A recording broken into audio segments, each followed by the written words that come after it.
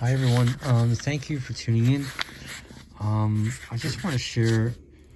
I have been looking in the American Scriptures book, and I know I go all over the place in my studies, but I was reading the unknown life of Jesus Christ, and this is talking about the book and life of Saint Issa, which is the Tibetan name of Jesus. Many of you probably are familiar of these stories of Jesus going into India and doing the Buddhist Tibetan thing and all this kind of stuff. Most followers of Christ believe these doctrines to be heresy, right? I once followed down this path when I was deceived, and but I decided to, since we have so much revelation and so many times I realized that what we think is false is not false.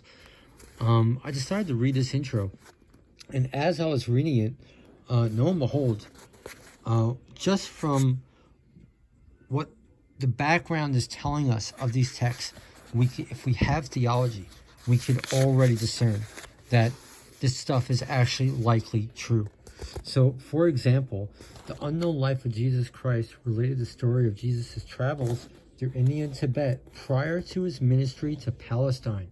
Okay.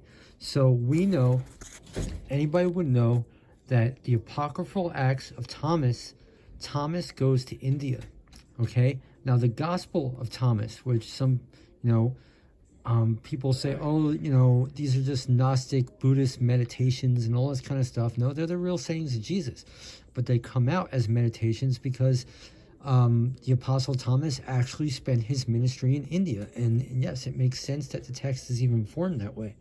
So, and now that we could probably understand, if you can relate to the Tom Sawyer revelation, that the Apostle Thomas is Jesus's twin, meant to resemble us when we first find Christ, and it's like us before we're baptized by water and all that kind of stuff, or cleansing Christ. So it makes perfect sense that Jesus, being a type and shadow of Thomas, would be in India before his ministry in Palestine. It makes perfect sense. So that's really amazing. I hope people could catch my drift. And it says he gets into like Buddhism and Hinduism, Hindu texts, and I know Hindu is all pagan and stuff, but he had to learn about all these religions and Zoroastrianism. Now, right off the bat, Zoroastrianism, we read about him from the Nag Hammadi scriptures. We know he's connected to Christ from the infancy Gospels of Christ.